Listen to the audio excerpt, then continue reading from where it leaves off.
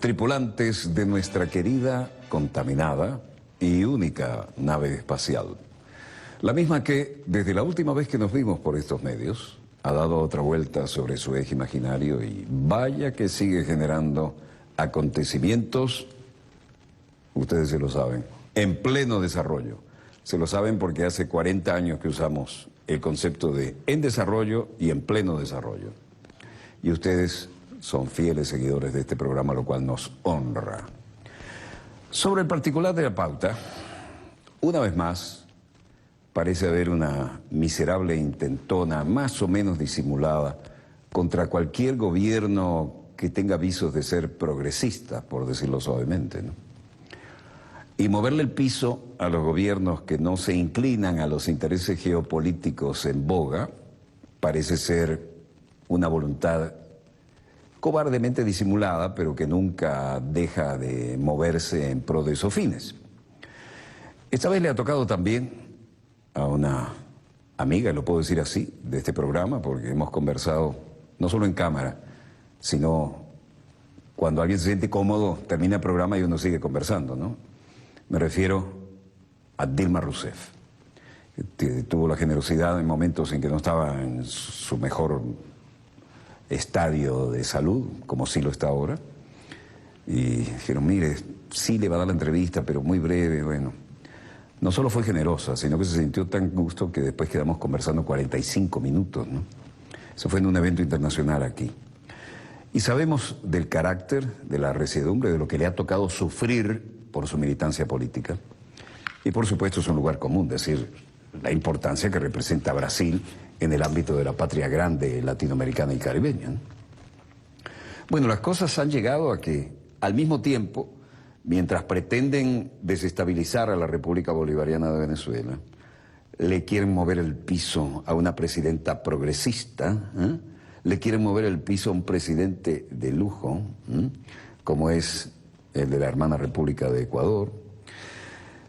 En todos lados hay unos movimientos extraños, ¿no? Por supuesto no le ha ido tampoco en saga las presiones que ha tenido que recibir la presidenta de la hermana República Argentina. Frente Amplio de Uruguay parece que va navegando mejor las cosas. Pero vamos concretamente a Brasilia, esa encantadora ciudad, obra de Niemeyer. Ustedes saben que esa ciudad que tiene forma de avión vista desde el espacio, ¿no? O algunos dirían que un pájaro, un sentido muy futurista. Está llena de anécdotas, porque todo el mundo quería vivir en Río, porque Río es encantador, no hay duda, y tiene la playa todo el año ahí. Pero para que los embajadores decidieran mudarse allá al centro de Brasil, en aquella ciudad tan modernista que parecía excepcionalmente bella desde el punto de vista arquitectónico y de organización, pero sin aquella guataca, como decimos en Venezuela, o jeitinho, como dicen en Brasil, que tiene Río, ¿no? Y hubo un momento en que hubo que decirle, señores, tienen 6 meses para mudarse a Brasilia, o rompemos relaciones con el que no venga a poner su embajada en Brasilia. A ese extremo hubo que llegar. Bueno, una compañera de causas nobles que ha hecho historia ha tenido hoy que enfrentar situaciones difíciles, no solo las de salud. Y ha dicho, yo no me voy, no tengo intenciones de hacerlo y no pienso hacerlo. Por supuesto nos referimos a Dilma Rousseff.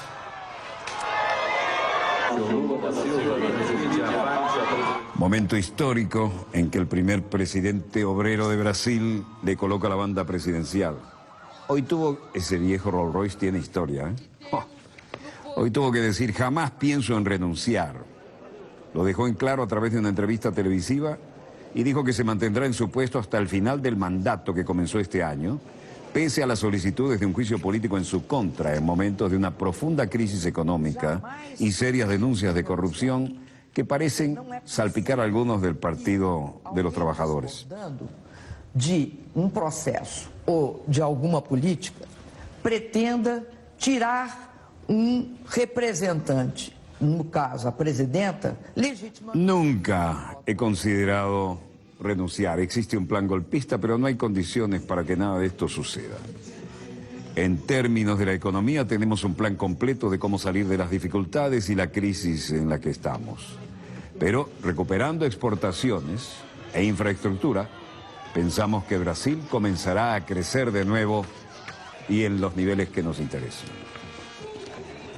Luego habló el presidente de la Cámara de Diputados, Eduardo Cunha, y desde luego cada quien lleva un poco de agua para su molino.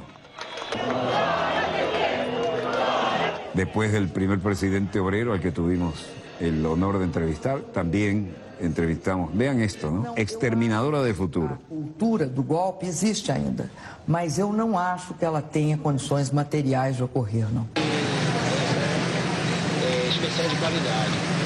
Una tremenda lucha para tratar de desestabilizar gobiernos progresistas y volver a los gobiernos del viejo estilo, que hace mucho tiempo que no pueden morder nada del presupuesto como lo hacían antes a su antojo las clases dirigentes. Y el Brasil potencia, que sabe manejar con cierta soltura las situaciones, se encuentra ahora en una situación tensa. Pero la presidenta de Brasil ha sido tajante. Existe la cultura del golpismo, pero no hay condiciones para que esto suceda. Y nunca he pensado ni consideraría abandonar la responsabilidad que se me ha confiado. En términos de la economía tenemos un plan completo de cómo salir de las dificultades. Y eso será recuperando exportaciones y comenzaremos a crecer de nuevo, mejorando también la infraestructura.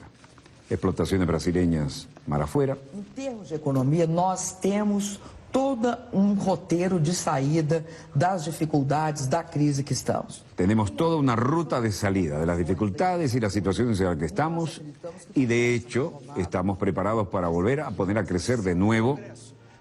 Vean eso, la belleza, la Cámara de Diputados y la de Senadores, ¿eh? Un cuenco hacia arriba y otro hacia abajo. ¿Qué dice aquí este caballero? Medidas de ajuste que a Câmara tem avaliado. Presidente de la Cámara de Diputados, Eduardo Cunha, dice: Brasil está pasando por una crisis que todo el mundo está sufriendo y que el gobierno está tratando de abordar con ajustes fiscales. El Congreso ha evaluado la capacidad del gobierno para dirigir el país en función de criterios específicos y esa es nuestra responsabilidad y es lo que debemos hacer. O humor na política decorre do... El ambiente político está fuertemente influenciado por el ambiente económico, pero no podemos dejar que el humor político ponga en peligro a la economía. Es por ello que no podemos permitirnos que la agenda bomba siga adelante. No es posible dar un ajuste de 70% a cualquier persona en cualquier parte del mundo. No está en consonancia con las finanzas del país. No podemos ser tan irresponsables y no podemos aceptar la teoría de que las cosas peores son para conseguir lo mejor.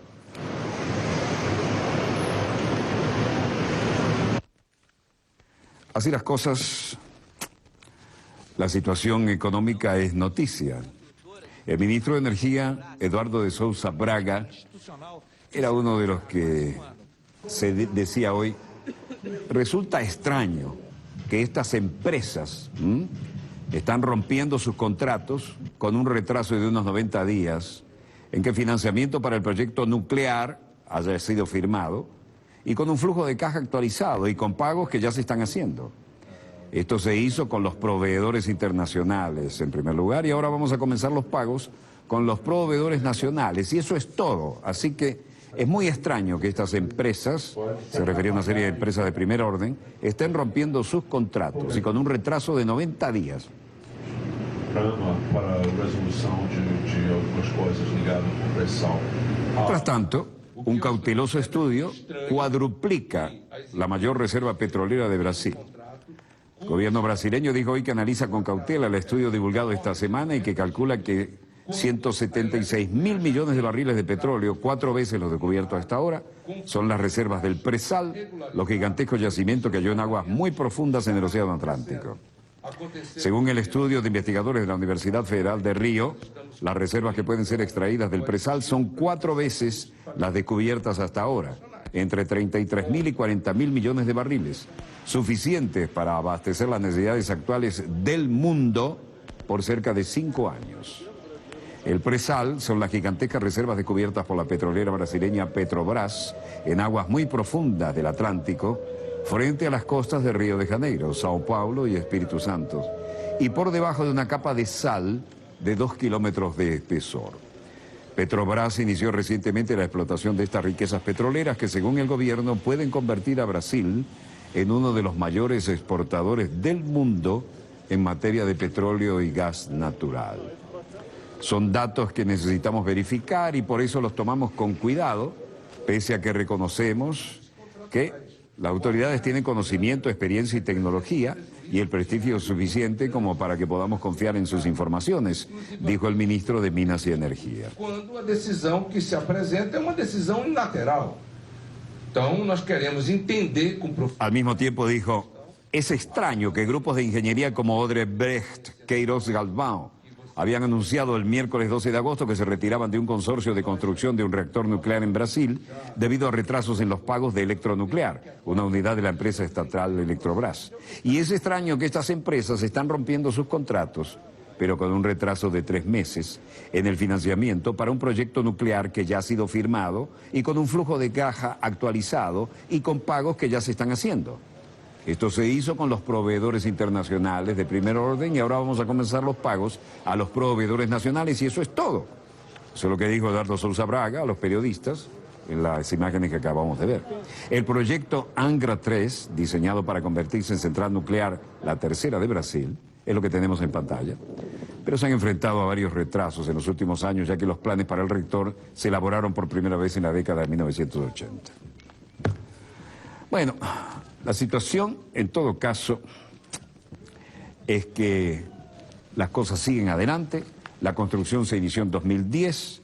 La detención fue el pasado mes de 2 ejecutivos clave, entre ellos el expresidente del Ejecutivo de Electronuclear, Otto Luis Pinheiro da Silva, ha planteado de nuevo sus dudas sobre la finalización del proyecto. Y ahora Ecuador. Tratan de moverle el piso a un presidente ejemplar. Nosotros indefinidamente, nosotros defenderemos. Esta ha sido la resistencia y hoy estamos uniendo en la bandera de la lucha, en la bandera de la resistencia. Aquí nada que financia la derecha, financia a los ricos, aquí con nuestro esfuerzo, compañeros, con su cucayo, no como el gobierno con la Revolución Ciudadana, con sus sándwiches, pagado los carros, pagado sus diarios, vienen o por sus puestos obligados, condicionados. Aquí es por la libertad. Grupos de oposición indígena en Ecuador se manifiestan contra el presidente Rafael Correa, mientras que los partidarios hacen en todas partes apoyo a este presidente nacionalista y ejemplar. Y ahí hablaban incluso del cucayo, ¿no?, que es la merienda indígena. No como el gobierno de la Revolución Ciudadana con sus bocadillos, coches pagados, gastos diarios. Es muy extraño esto, ¿no? En un gobierno tan nacionalista y que ha sabido enfrentar a las transnacionales este movimiento. El presidente de la Asamblea de Parroquias, Gonzalo Espín, decía, ya ha habido tiempo para el diálogo, no había un espacio, había mecanismos, sin embargo creo que no se han producido y en los últimos tiempos 8 días de diálogo. Hubo mecanismos, sin embargo yo pienso que no se han dado y en estos últimos tiempos ya dentro de términos de 8 días no amerita hacer el diálogo, ya que tiempo ha transcurrido, mucho tiempo, y las leyes ya están establecidas y por ende no amerita. Solo que derogue todas las leyes y ahí podríamos sentar a hablar, pero ya es muy tarde, creo.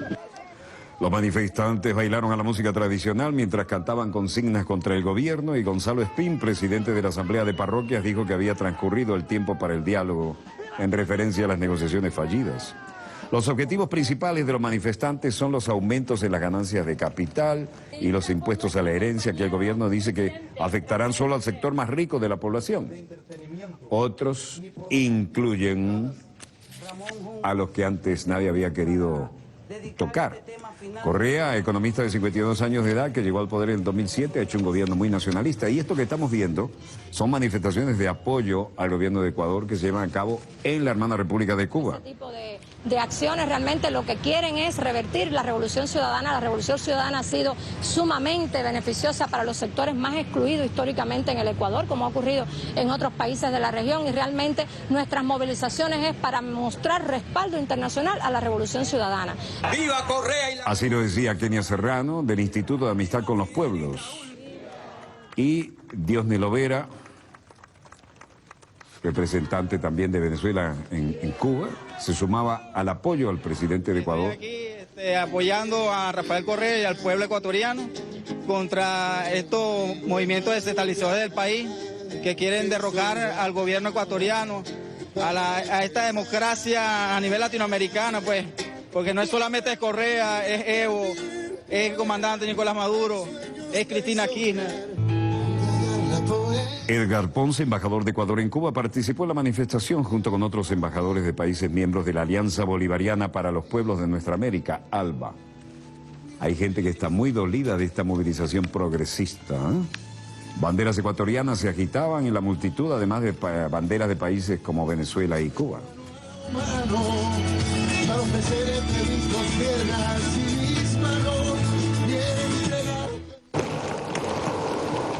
Mientras tanto, en Bolivia, en La Paz, en Imatá, en Arequipa, en Juliaca, en Puno, en Perú, el clima no era precisamente el del trópico del Caribe. Vean eso.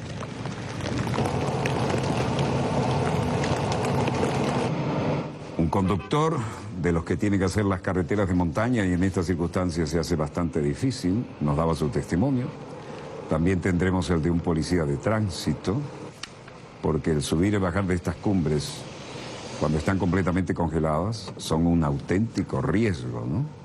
Nosotros estamos veniendo de Santo Domingo, mira, anoche, toda la noche hemos dormido ahí en Relinconada, pero no hay como, nos han trancado los camiones pequeños, no hay como salir, pero...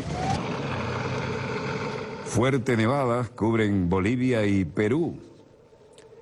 Y esto significa que las autoridades de las naciones andinas se han colocado en estado de alerta. La nieve que ha estado cayendo durante 2 días continúa afectando el oeste de Bolivia y obligó a las autoridades a suspender los viajes entre provincias en los 3 departamentos bolivianos de La Paz, Oruro, Cochabamba, informaron los medios locales. La cumbre está congelado, todo lo que es la cumbre, y lo que hemos podido sacar, lo hemos sacado, los otros han retornado a la Rinconada. Y vale decir, ya los que están subiendo se están, digamos, poniendo en riesgo, entonces estamos sacando todo este contingente de gente para poder evitar accidentes. Así lo decía el policía de tránsito Víctor Hugo Osorio. Pasajeros nos dan su testimonio. Escucharemos a Eugenia Mamani diciendo que lo que quieren es llegar a su destino, pero por su seguridad han tenido que suspender. Hermano periodista, nosotros queremos salir, llegar a nuestro destino. Un residente de Imatá, Justo Lloso, decía: en el pueblo estamos todos afectados. Solo algunas casas no han sido afectadas. Y vean la cantidad de camiones y productos que están estacionados allí, no pueden moverse en las carreteras de montaña, ¿no? Otros se lo toman con más filosofía y aprovechan la nevada. Otro residente, Roma Chunga, decía: después de 15 días a un mes, van a morir congelados los animales que no podemos transportar. Esto es una situación más allá de lo habitual.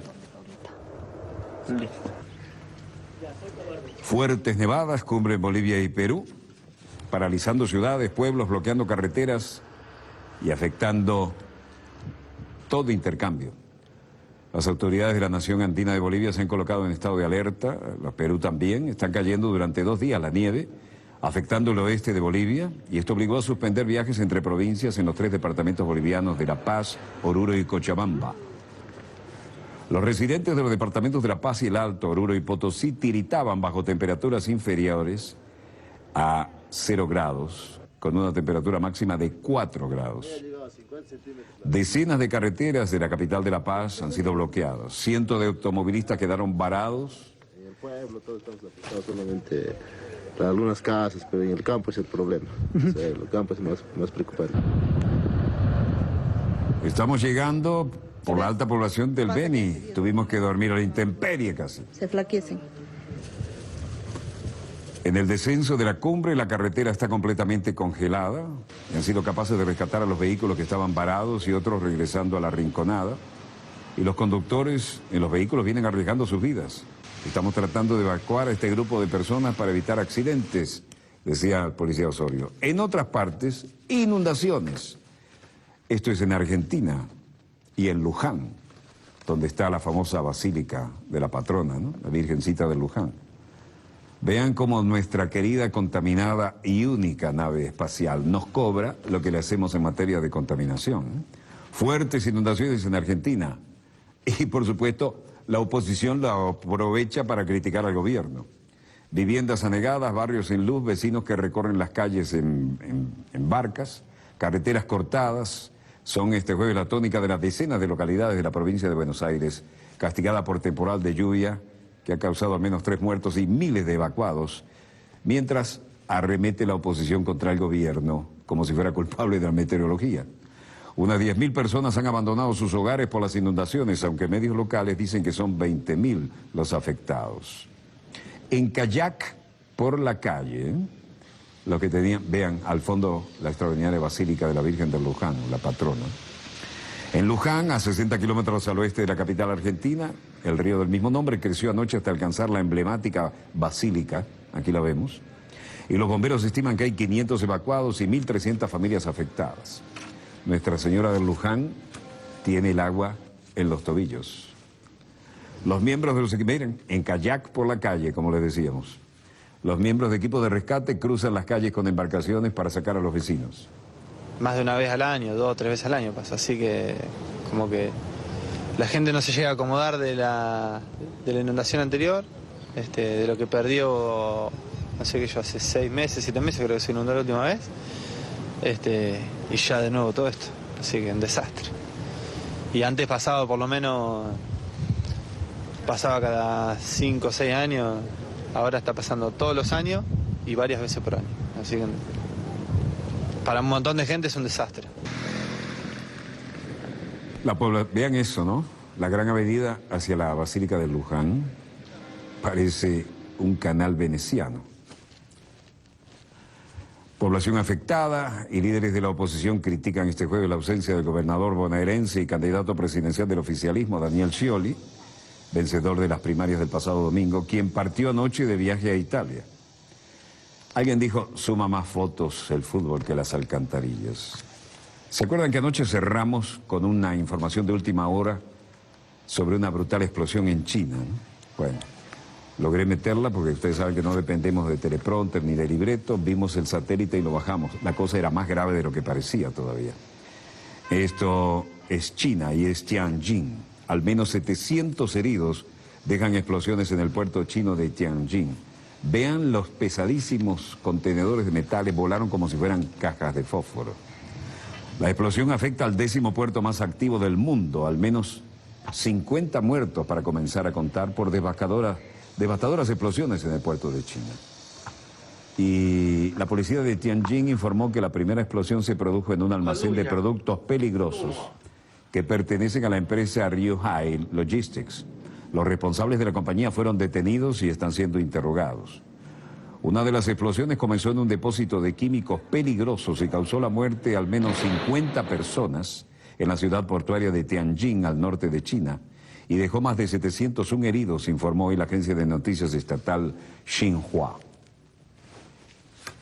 De los heridos, no menos de 71 están gravísimos. Gente que todo el mundo tiene una cámara en el teléfono, tomaban esta imagen desde un lugar seguro, escuchen. Hay algunas expresiones un poco fuertes. I think that might be a gas station or something. Fuck yeah, it's a gas. Whoa! Oh! What the? Holy shit! No fuck! Observen esa térmica ascendente, ¿no? Brutal, y no fue la única explosión. La cadena oficial informó que los bomberos fueron llamados por la noche a un incendio en depósito de sustancias químicas. Después que llegaron las primeras dotaciones, se produjeron varias explosiones. Xinhua informó que 17 bomberos murieron en principio y que en la tarde del jueves 21 seguían desaparecidos. 1000 efectivos fueron enviados a la zona del accidente. Los estallidos alcanzaron tal magnitud que fueron registrados por el Centro Sismológico Nacional. La magnitud de la primera explosión en la noche del miércoles fue similar a una explosión de 3 toneladas de TNT. Y la segunda, una intensidad equivalente a 21 toneladas de TNT. Eso calculado por sismólogos. Estaba sentado en mi cama cuando de pronto vi un estruendo y las ventanas volaron. Era como un terremoto. Corrí a la calle rápido para ponerme a salvo, reportó Li Chen, que vive a 10 kilómetros del lugar del accidente. Hospitales llenos de gente. Taiyín.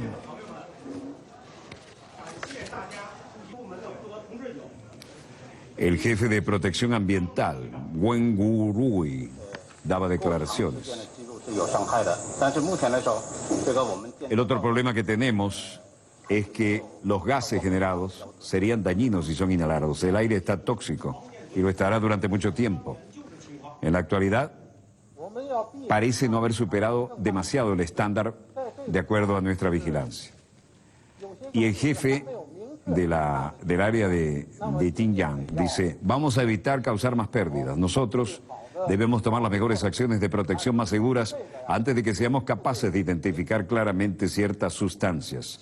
Así que en base a esto, las fuerzas militares prestan asistencia y deben tomarse todos los cuidados del caso. Las autoridades locales dieron esta rueda de prensa tras las explosiones que mataron a decenas de personas en Taiyuan. Entre los muertos había al menos una docena de bomberos.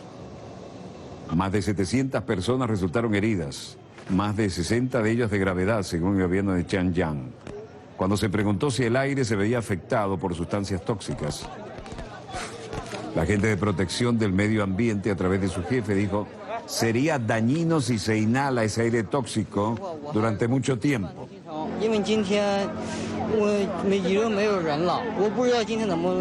Pero en la actualidad no ha superado el estándar y estamos en permanente vigilancia. Vamos a evitar causar más pérdidas. Deben tomar las mejores acciones de protección más seguras antes de que seamos capaces de identificar claramente ciertas sustancias.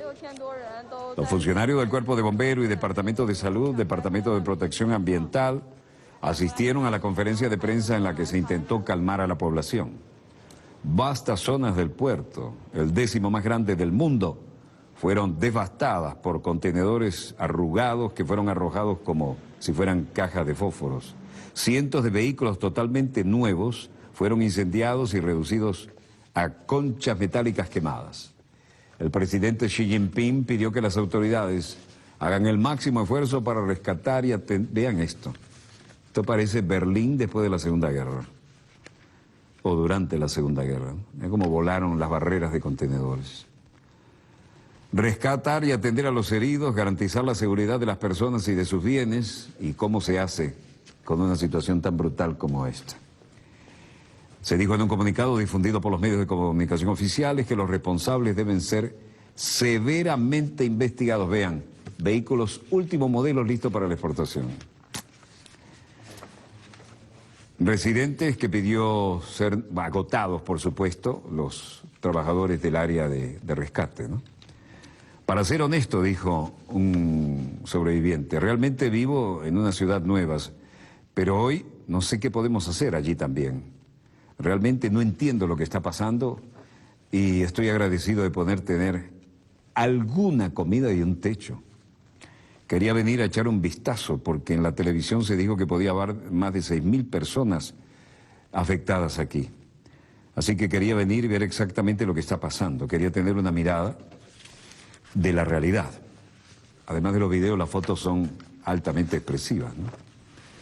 Se habla de 400 heridos, no menos de 20 muertos, la cifra sigue creciendo por horas y según la televisión estatal, docenas de edificios se vinieron abajo y las autoridades han evacuado a todos los residentes de las proximidades al riesgo de que haya más derrumbamientos por las explosiones tan fuertes y el viento que alimenta a los incendios.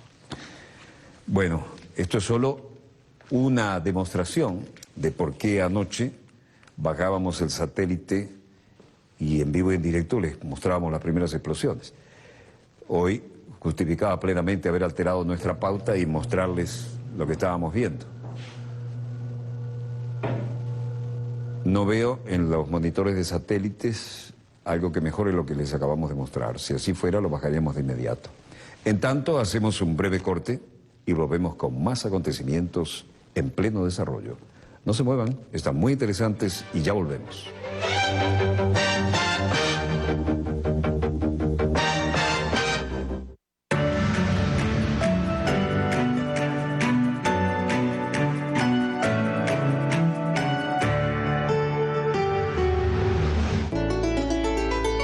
Amanece bien informado sobre los temas que están en la agenda nacional e internacional. Más claro, no canta un gallo. Participa a través de nuestras cuentas en Twitter y conoce el análisis de las noticias junto al periodista Hernán Canorea. Nadie sabe lo que tiene si desconoce lo que tenía. Cantar de Gallos, de lunes a viernes a las 5:30 de la mañana. Más BTV, más revolución.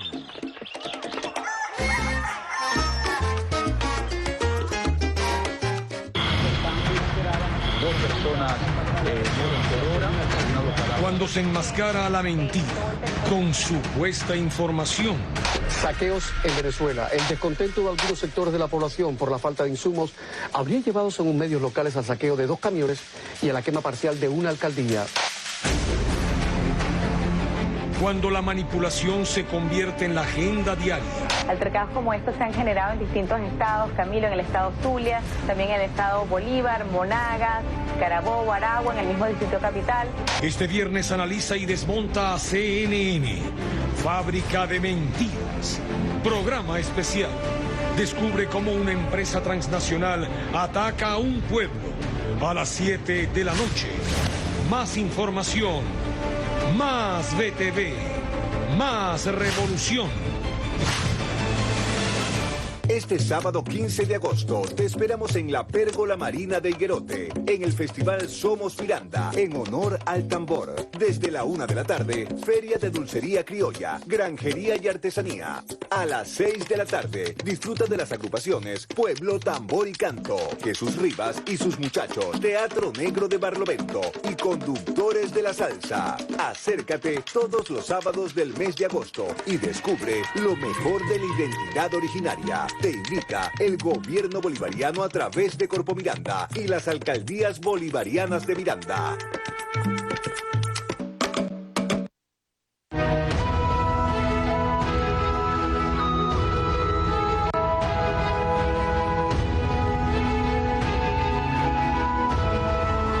Para mí el saber de televisión representa mi segundo hogar. Siempre apoyando y colaborando con todos mis compañeros en el sentido de su seguridad, tanto de los bienes del canal. Mi compromiso con el canal, bueno, es seguir luchando siempre cada día más para que sigamos siendo número 1, porque todos Es tu reflejo. Nuestro compromiso es llevarte la información más inmediata. Somos Venezolana de Televisión. Más BTV, más revolución.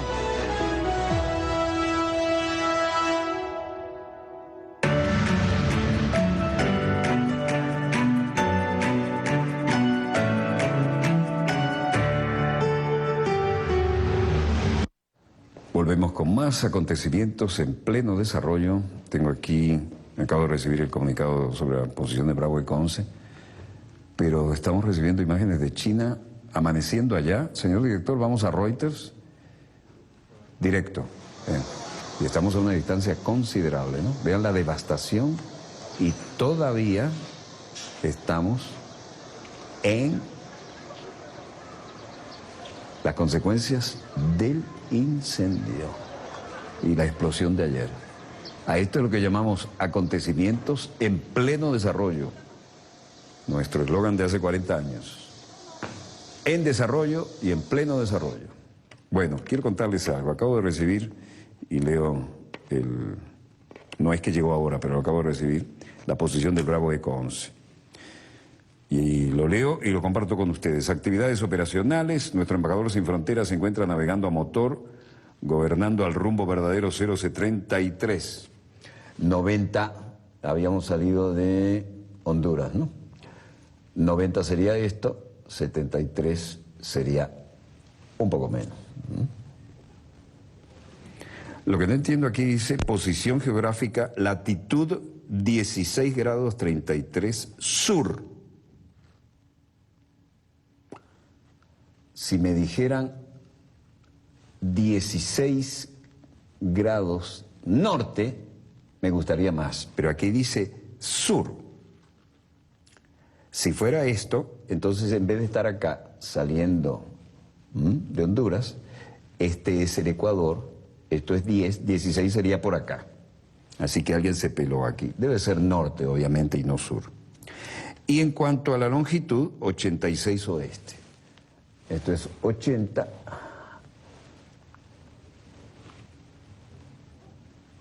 86 oeste. Aquí coincide. Pero aquí alguien se peló. Esta latitud tiene que ser, a juro, norte. Y no sur, como dice aquí. Bueno, se efectuó con motivo del ascenso del personal de marineros del contingente septiembre 14 a la jerarquía de cabo segundo en la cubierta del Alcázar. Qué bien, eso es emocionante y sobre todo navegando. Reconociendo el trabajo arduo del personal de marinería que contribuyen con la misión asignada a nuestro embajador sin fronteras. Glosario naval, amante. En general, cualquier, ojo, vean la que es en la terminología naval, amante. Actividad académica hoy no hubo, ¿no? Amante, en la terminología naval, cualquier cabo o cable capaz de soportar mucha fuerza, firme por un extremo a la cabeza de un puntal y por otro a una pared o cabo, cable que permite fijar el puño de escota de la vela mayor de la botavara. La botavara, ustedes saben que hay mástiles con las diferentes velas tienen sus palos horizontales, pero la botavara es la de cola, la de popa, se me fue la aviación naval, es la de popa que se puede mover junto con la vela, ¿no? Como en los veleritos pequeños. Bueno, nubosidad parcial, precipitaciones marejadas hasta 1,5 metros de altura, viento del este a 15 nudos, visibilidad buena moderada, temperatura 28 grados centígrados. Está navegando muy a gusto. Sigue grave la cosa en China, ¿eh? Señor director, ponchamos otra vez Reuters. Vean esto, ¿no? Después de las brutales explosiones todavía no se ha podido confirmar. Cuando nosotros decimos acontecimientos en pleno desarrollo, como es nuestra frase exclusiva, en desarrollo, todo el mundo siempre ha dicho en vivo y en directo. Nosotros hace 40 años decimos en desarrollo y en pleno desarrollo. Aquí lo tienen, es en desarrollo, directo desde China. Volvemos al estudio, señor director.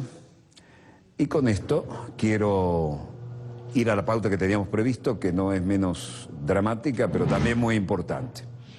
Rechinan las maderas aquí, pero esto es por razones políticas. Από την Τρίτη το πρωί, με δήλωσή σας εξερχόμενος από τον Χίλτον... Obviamente estamos en Atenas y habla la presidenta del Parlamento griego, Zoe Constantinopoulou. El señor ministro, a partir del martes por la mañana, con su declaración al salir del Hotel Hilton, al que me dirigí personalmente para hablar, ya que el presidente del Parlamento decía que el proyecto de ley, para ser exacto, y no lo dijo en griego, se está llamando Si Zoe quiere. Y desde entonces, con una declaración, hubo una orgía de ataques que fue creado en contra de un miembro del Parlamento que estaba tratando de defender con hechos lo que hemos logrado en base a la democracia y la función parlamentaria. Resulta que Zoe es la parlamentaria que está hablando, ¿no? Así que, algo que como jefe de la Comisión de Finanzas de Syriza he defendido muchas veces al reportar una a una las facturas urgentes y alejándose del comité cuando las facturas urgentes sobre memorándum llegarían. El Parlamento griego inició hoy el debate de la Comisión de Acuerdo sobre el tercer programa de rescate, el tercer paquetazo acordado por el gobierno griego, esto no lo dice ella sino nosotros, y sus instituciones acreedoras, que culminará con una votación a medianoche. El pacto alcanzado el martes tras una maratónica sesión de negociaciones que se extendió más de 20 horas debe ser aprobado por la Cámara antes de que el viernes se reúnan los ministros de Economía y Finanzas de la Eurozona para ver si dan el aval a Grecia. Volvemos al Parlamento heleno. Κατατέθηκε, ήταν η βέλτιση που θα μπορούσε να γίνει. Θεωρώ ότι ο Ευκλήδης, Acá se debaten entre el neoliberalismo y la desgracia del pueblo, que más o menos es sinónimo, ¿no? El exministro de Hacienda, Yanis Varoufakis, comienza a hablar y dice: creo que Giorgio Statakis hizo todo lo posible en el marco de un acuerdo particularmente humillante para la soberanía de Grecia. Por desgracia, esto sigue siendo totalmente inviable, aún habiendo llegado a ese extremo. Es decir, están aceptando condiciones humillantes y aún así no salen de las consecuencias del paquetazo neoliberal en Grecia.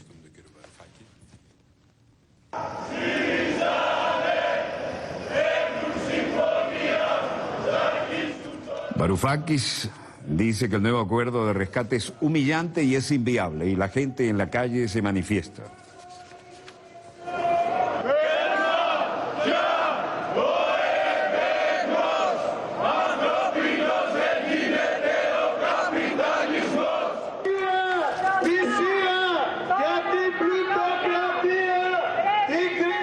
Las manifestaciones de la clase trabajadora son ininterrumpidas y Atenas es un campo de batalla político. Jefe del Partido Comunista, Dimitris Kotsoupas. En pocas horas, el tercer memorándum, el interpuesto por el ex primer ministro griego Tsipras, será un hecho. El gobierno de coalición Syriza, griegos independientes junto con sus colegas Nueva Democracia, PASOK, Potami, votarán la nueva masacre del pueblo griego y de la juventud griega. El pueblo griego solo puede ir en una dirección: organizar su batalla política, luchar por todos los medios todos los días y a partir de ahora. Las manifestaciones no paran. Simonopoulos Yorgos dice: después de los primeros 2 memorándums nos trajeron un tercero para terminar con nosotros y dejarnos boca arriba. Creemos que es la lápida de todo el pueblo y de los trabajadores por cuenta propia en Grecia, y no solo de Grecia, sino también por sus consecuencias para todo el conjunto de Europa. Vieron las edades de los que manifiestan, ¿no? No son solo los jóvenes, gente en edad de jubilación. Simonopoulos Yorgos, un manifestante, dice: después de los primeros 2 memorandos nos trajeron un tercero para terminar con nosotros. ¿Ah?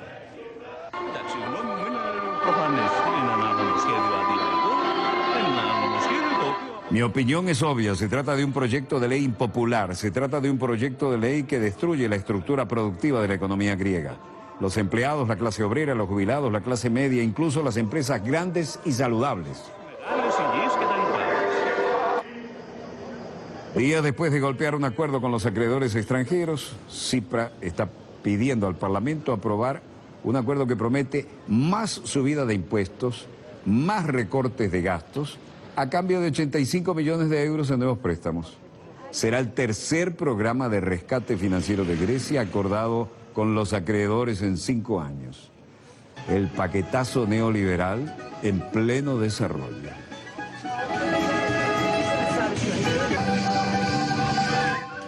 Mientras los turistas tratan de disfrutar del clima, el clima político es oprobioso.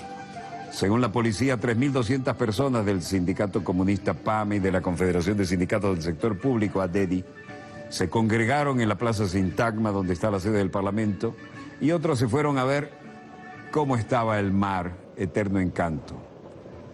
Otros ya tienen que estar viviendo en pueblos de tiendas.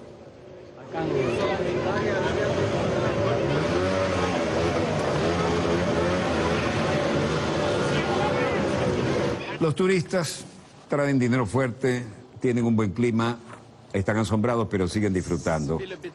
Romain, turista francés, dice: se siente un poco extraño porque usted va al mismo lugar y esta no es la primera vez que he llegado a Kos, pero hay unos lugares donde se puede ver refugiados por todas partes. Quiero decir, sientes lástima porque realmente no se les puede ayudar y al mismo tiempo uno quiere disfrutar de sus vacaciones. Así que es como una especie de sensación contradictoria. Me siento perturbado y no estoy muy cómodo viviendo esto. Not very comfortable for this. Un camarero en uno de los restaurantes griegos locales, Giannis, decía: los turistas no vienen, van a salir de los hoteles, vienen a la ciudad, pero acá el negocio no es bueno, necesito un mes antes de terminar la temporada y agosto es el mejor mes para el verano y resulta que ahora es un mes catastrófico. Y lo dice el camarero del restaurante acostumbrado a hacer sus mejores propinas y sus mejores ingresos en esta época. The business is no good. I need 1 month before finish the season. Además, la influencia de migrantes también afecta al turismo en la isla griega de Kos. La influencia de migrantes lleva el riesgo de lastimar una temporada turística que había más o menos funcionado a pesar de la crisis económica del país. En la isla de Kos, los funcionarios estiman que hay 7.000 inmigrantes de una población con excepcionalmente En esta época hay 30.000 turistas y esta isla vive de eso. Pero además tienen 7.000 inmigrantes que no gastan nada y tratan de sobrevivir. Muchos están acampando en las carreteras y en tiendas de campaña, en las playas, mientras esperan papeles de inmigración para continuar sus viajes.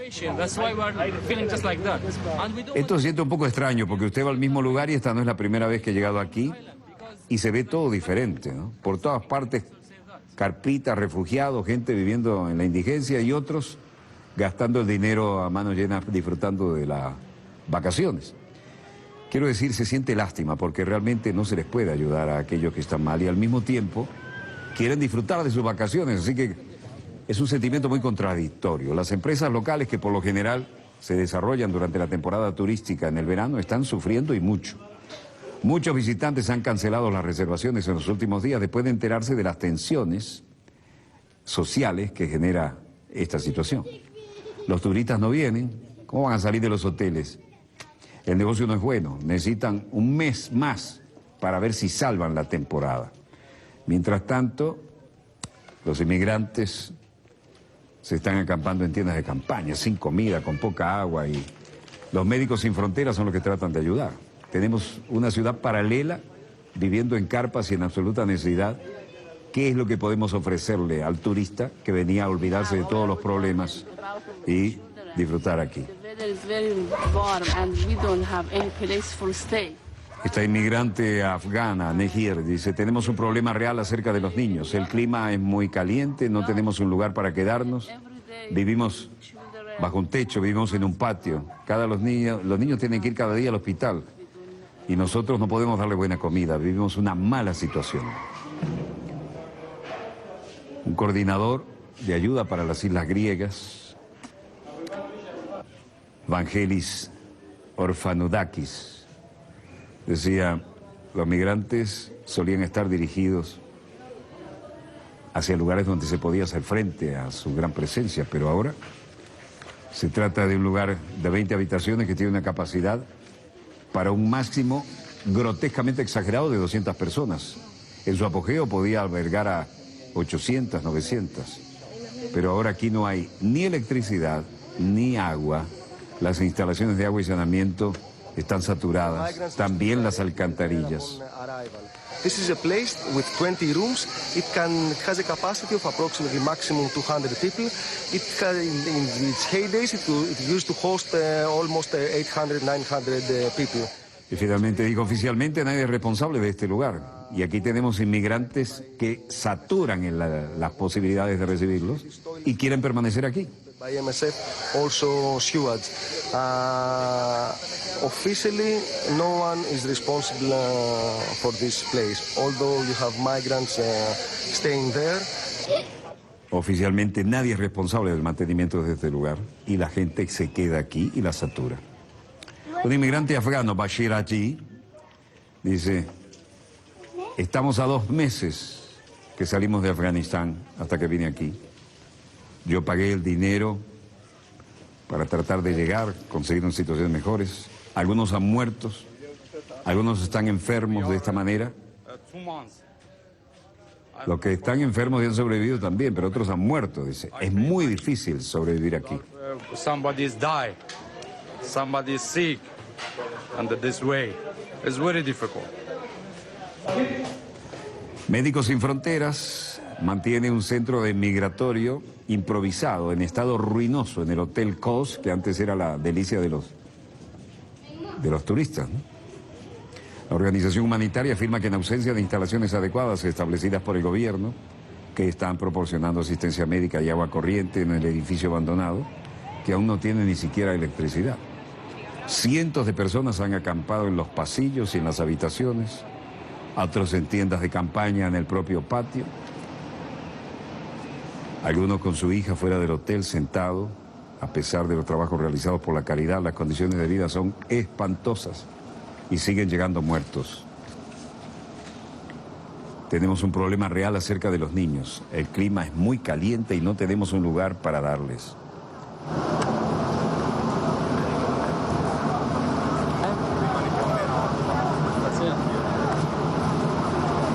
والناس طبعا اغلبيتها ماتت يعني قدامنا اللي كانت موجوده على متن المركب Algunos no quieren ni dar la cara. Efectivos hambrientos en Grecia se han encontrado con el centro de atención que en los últimos meses daba alguna ayuda, con una masa de refugiados que huyen de la guerra y de la pobreza. El coordinador de Médicos Sin Fronteras para las islas griegas del sudeste, Evangelios Vandodakis, dijo que cuando previamente los inmigrantes llegaban a Kos, se dirigían hacia el hotel. Pero ahora no hay ni siquiera una coordinación. Las instalaciones no dan abasto. Oficialmente nadie es responsable de este lugar, pero los inmigrantes llegaron aquí y no se van. Y es un problema humanitario, hay que darle ayudas de alguna manera. La mayoría se quedan en el hotel durante un promedio de 10-15 días, pero es la caridad hasta donde se puede. Si le otorgan los documentos, entonces pueden continuar sus viajes, si no, esto se complica brutalmente. El martes estallaron escaramuzas en el centro de acogida improvisado en un estadio deportivo en Kos, durante el cual la policía tuvo que usar gases lacrimógenos o gas de extinción de incendio para dispersar a personas que esperaban impacientes su documentación para seguir. Cientos de personas, que incluyen niños, regresaron en colas desde el jueves. A 2 meses desde que salimos de Afganistán, dice. Pagué dinero, hubo gente que murió, hay gente que está enferma. Es muy difícil, decía Bashir Achiri. Muchos inmigrantes dijeron a la agencia Reuters que habían estado en hoteles por 2 meses, y Médicos Sin Fronteras dijeron que la mayoría ni siquiera estaban debidamente informados del proceso de obtención del papeleo para sacarlos de este destacamiento y permitirles seguir por Europa. La organización dijo que más de 7.000 llegaron a la isla solo en el mes de julio. Y dramático la cantidad de niños recién nacidos.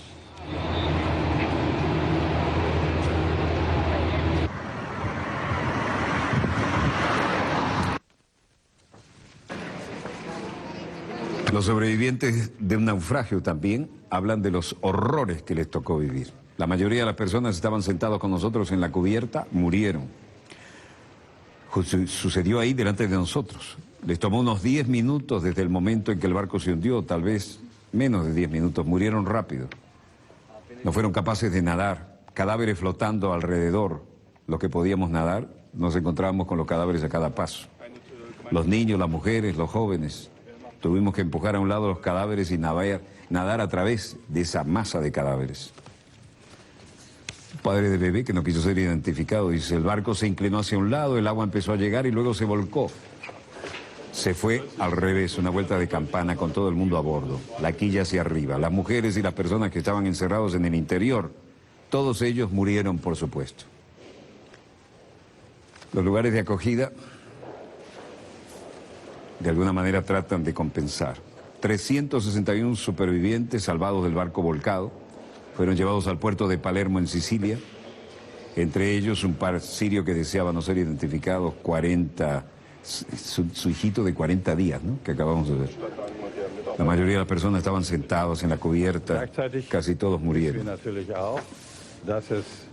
Weniger in Eisenhüttenstadt, aber anderswo eine zunehmende Anzahl von Angriffen gegen Asyl. Esto es Alemania, y el ministro del Interior, Tomás de Maizière, decía: al mismo tiempo también sabemos que hay un creciente número de ataques contra instituciones de solicitantes de asilo. No tanto en este lugar, pero sí en otros. Es incomprensible, inaceptable y poco digna de nuestro país. Vamos a trabajar en contra de esta xenofobia con toda la fuerza del Estado de Derecho y el poder político que tenemos. Otro solicitante de asilo, que viene de Palestina, Joseph Okasha, decía: buscamos paz, queremos un lugar donde vivir en paz. Pensábamos que las condiciones en Alemania fueran mejores, pero aquí es tan malo como en Siria. ¿Cómo se puede ver? ¿No hay mejores lugares aquí en Alemania? ¿Por qué la gente siempre tiene que esperar aquí por 2 o 3 meses? Ahora estoy en un hogar para solicitantes de asilo. Las personas también se alojan en demasiada cantidad en un pabellón de deportes. Y casi todo es tan malo como en este caso, dice. Ich bin jetzt im Asylentenheim und dort auch wohnen die Leute in der Turnhalle und es ist auch genauso schlimm wie hier.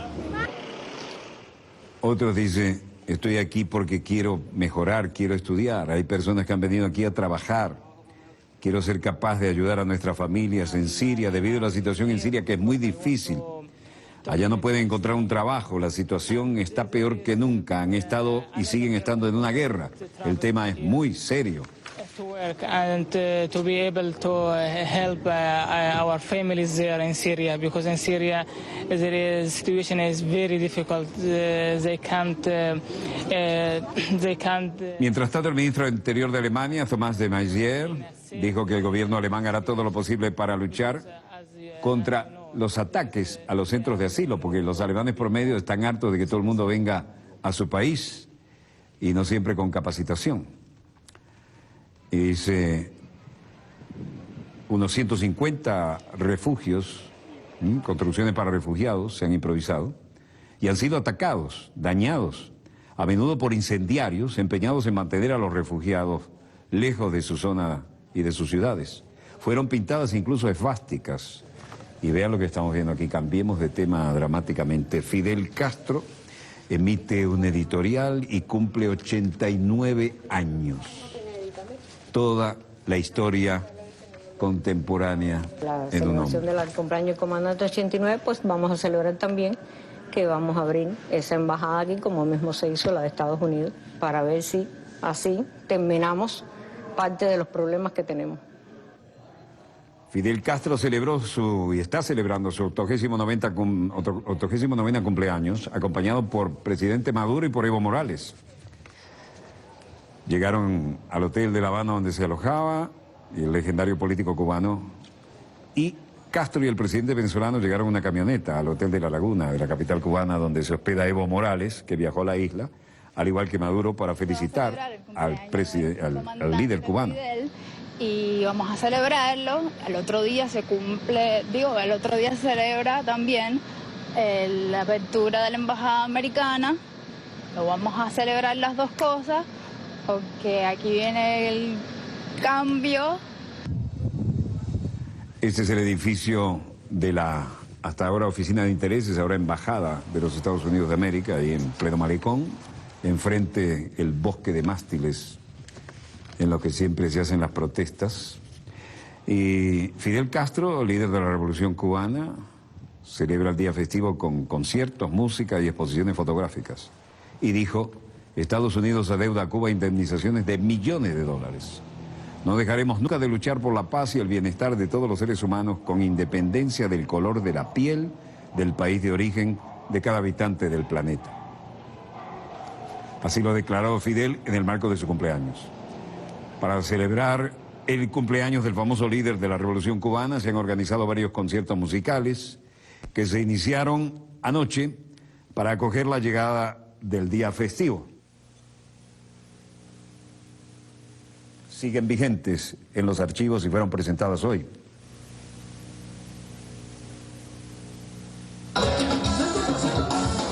Aquella fue la entrada triunfal a La Habana y esta fue la noche de anoche y lo que sigue. ¡Ahí! ¡Ahí! ¡Ya los cubanos que amamos a los Opal!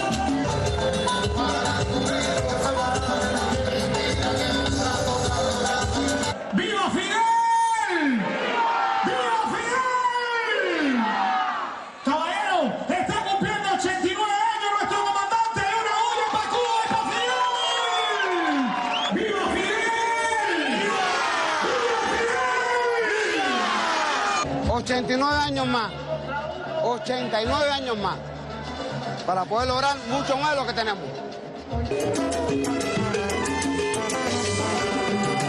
Vestido con una gorra de béisbol, camisa cuadros y un deportivo color azul con franjas blancas, el comandante cubano llegó al Hotel La Laguna, lugar donde se hospeda. Y para la República Bolivariana de Venezuela y Bolivia, sus mejores augurios. Siempre tan previsor de las cosas buenas que nos han pasado y de las cosas malas que pasan en el mundo.